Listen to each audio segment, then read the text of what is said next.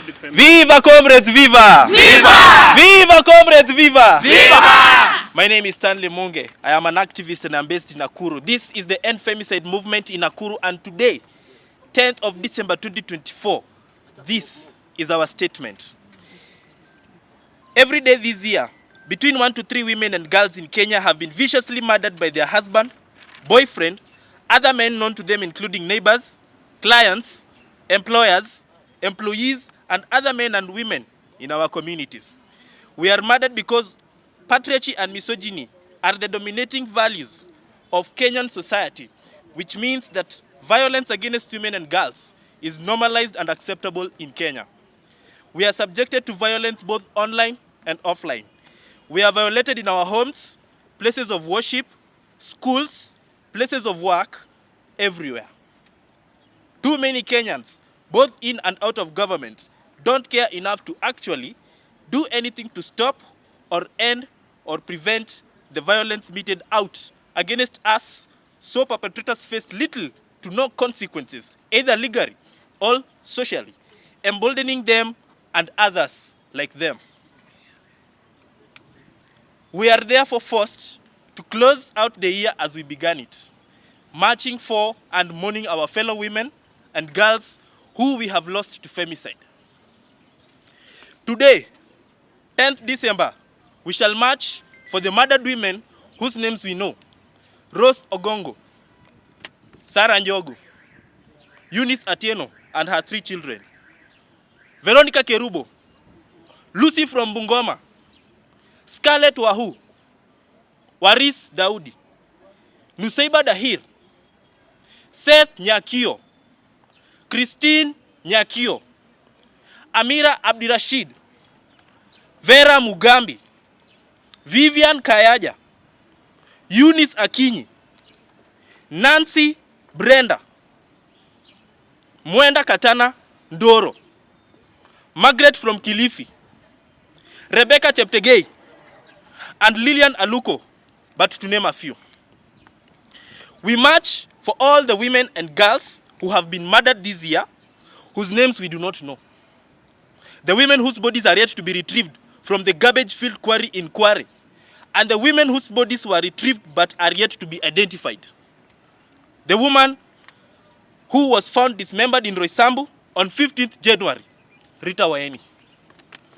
The women and girls killed in FGM all through the year.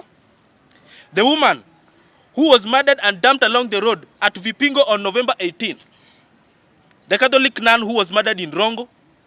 The unnamed woman found along the Kisumu-Busia road on 22nd October. The woman beaten to death by her boyfriend in Soweto on 1st February. The 78-year-old woman killed in Kasarani on or around 12th November. Because we recognize that femicide is the most extreme form of gender-based violence against women and girls, we march to show solidarity with all the women and girls who have been survivors of gender-based violence this year, including women and girls who are survivors of sexual, physical, and psychological violence, including rape, incest, and sexual harassment, physical assault using hands, weapons and tools, hot water, acid or fire, domestic violence and intimate partner violence, stalking and doxing, but to name a few.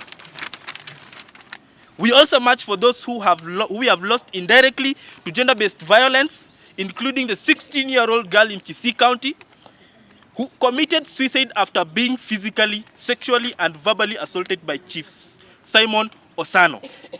Finally, we march to reinforce our demands. Viva comrades, viva! Viva! Viva comrades, viva! Viva! Aluta continua. Ongoya Catherine is my name.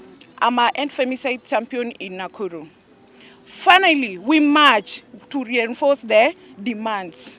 We, the women of Kenya, we demand a presidential decriminalization of violence against women and femicide as a nation crisis, requiring emergency response and reports on measures taken to address both issues on annual basis as part of constitutional mandate, state of nation.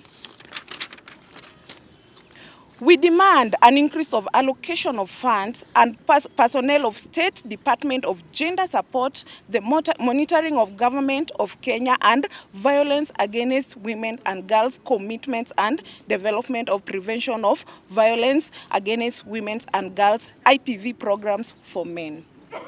We demand inclusive of participatory process which include grassroots femicides organization and movement.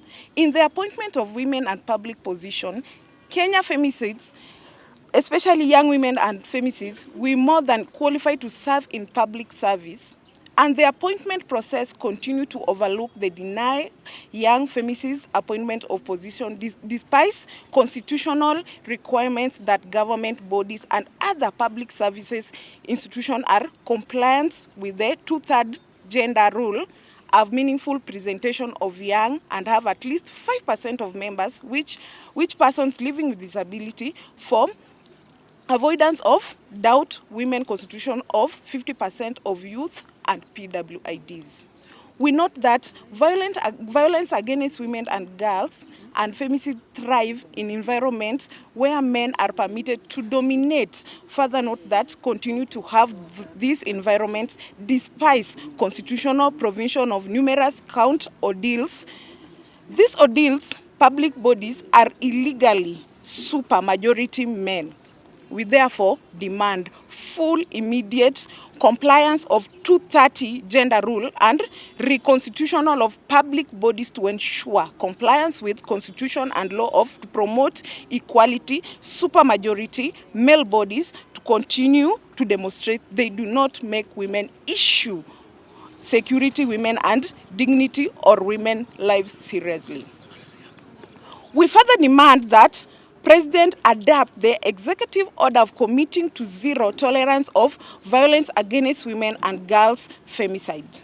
As part of implementation, this policy and other presidential appointment accused of violence against women and girls and femicide, further we demand appointees regarding any history of violence against women and girls or femicide accusations as well as conviction.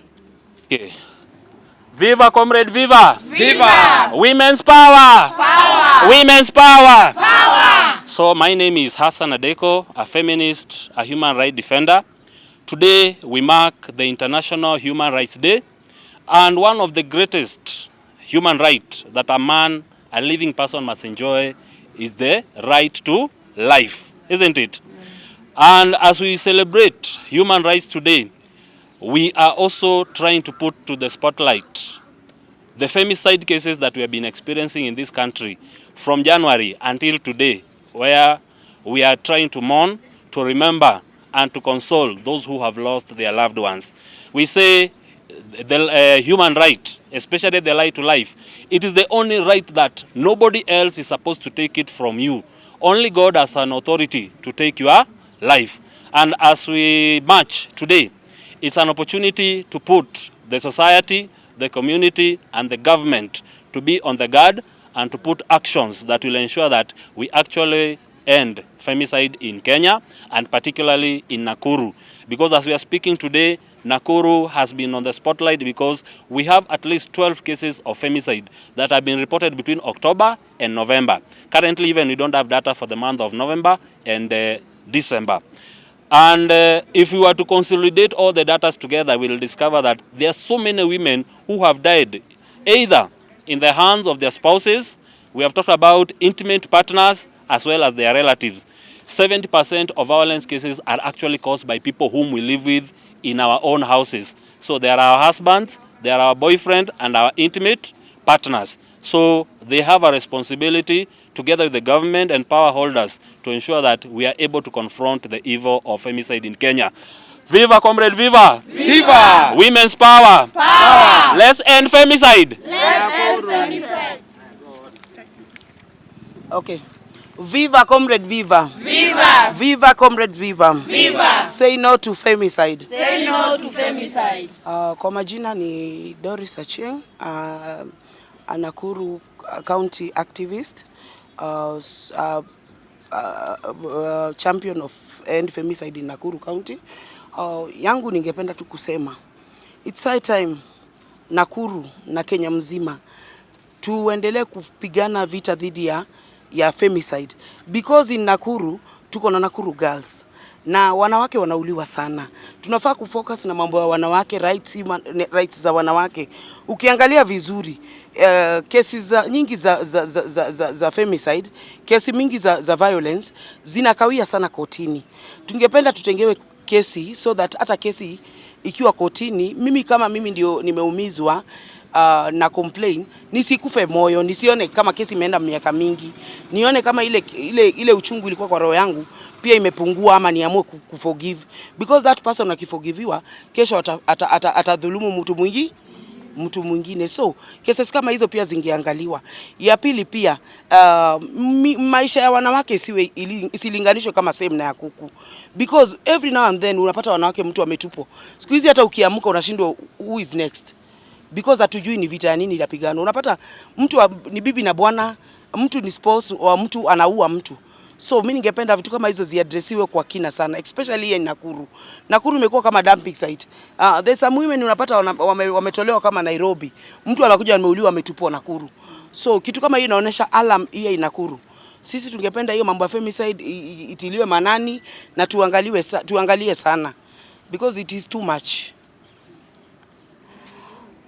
Kwa majina naitwa Ann Mwithaga, Nakuru activists. One thing, we are here for the 16 days of gender violence activism in Nakuru.